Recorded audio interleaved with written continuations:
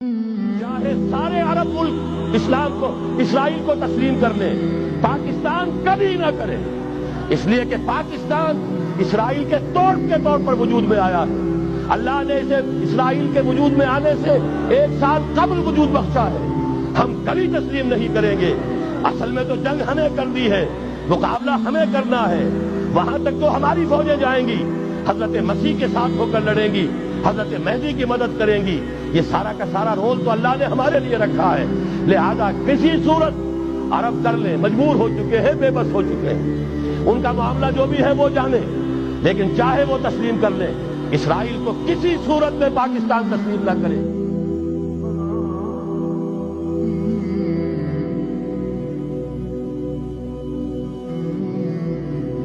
اسی طریقے سے فورن پالیسی کے ضمن میں 3 باتیں، بلکہ فورن کیا وہ تو ہماری اندرونی بھی ہے۔ یہ اجلاس حکومت سے مطالبہ کرتا ہے، ہمیں اللہ کا حکم ہے اعدوا لهم ما استطعتم، طاقت فراہم کرو، حکم ہے، فرض ہے، واجب ہے، اور اللہ تعالیٰ کا بڑا کرم ہے، اس نے ہمیں ایٹمک نو ہاؤ، اس کی صلاحیت عطا کر دی ہے۔ واحد ملک ہے دنیا کا، اور یہ بھی ثابت کرتا ہے یہ واقعہ بھی اللہ تعالیٰ کی مشیت میں کوئی بڑا رول ہے اس ملک کے لیے۔ اپنی خودی پہچان، اے مسلم پاکستان، اپنے مقام و مرتبے کو پہچانو۔ 400 سال سے مجددین امت کی بارش سوار تم پر پڑتی رہی ہے، تم نے اس کا حق ادا کیا، اس کے بارے میں غور و فکر کرنا چاہیے۔ بہرحال یہ اللہ نے ہمیں توفیق دی ہے، اس کو بھرپور طریقے پر اسے آگے بڑھایا جائے، کسی بھی درجے میں رول بیک نہ کیا جائے۔ ایک اور مطالبہ، کشمیر کے معاملے میں ہرگز یو این او یا یو این او کے کوئی سیکریٹری جنرل یا یو این او کی کوئی بھی ثالثی قطعاً قبول نہ کی جائے۔ یو این او امریکہ کا زر خرید اور امریکہ یہودیوں کا غلام، لہذا اگر اس طرف آپ نے رخ کیا، یہ کشمیر کچھ اور ہو جائے گا، یہاں کوئی اسرائیل وجود میں آ جائے گا، کوئی یہودیوں کو اور امریکن کو قدم جمانے کا موقع مل جائے گا۔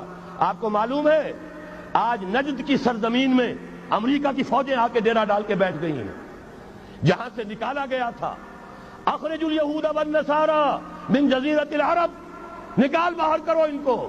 لیکن یہ کہ ان کی ڈپلومیسی، جس طریقے سے دانا پھینکا، جال بچھایا، صدام کو پھانسا، اس کے بعد جو کچھ کیا ہے، برکس نکالا عراق کا، اور عراق کا تو جو برکس نکلا سو نکلا، وہ اپنی فوجیں لا کر وہاں بٹھا دی، سارا تیل اب ان کے قبضے میں ہے۔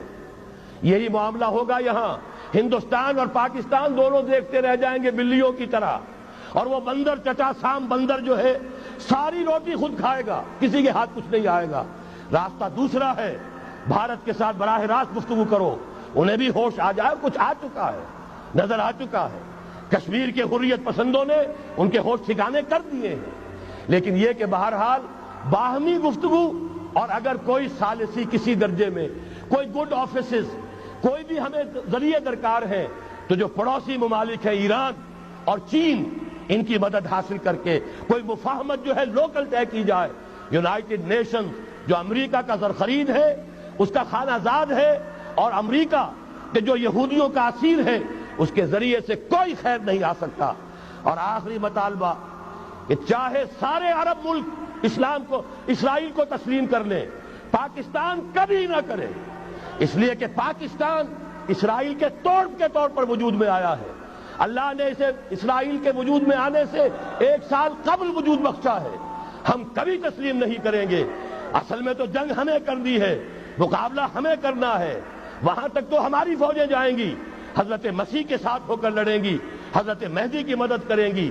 یہ سارا کا سارا رول تو اللہ نے ہمارے لیے رکھا ہے، لہذا کسی صورت عرب کر لیں، مجبور ہو چکے ہیں، بے بس ہو چکے ہیں۔ ان کا معاملہ جو بھی ہے وہ جانے، لیکن چاہے وہ تسلیم کر لیں، اسرائیل کو کسی صورت میں پاکستان تسلیم نہ کرے۔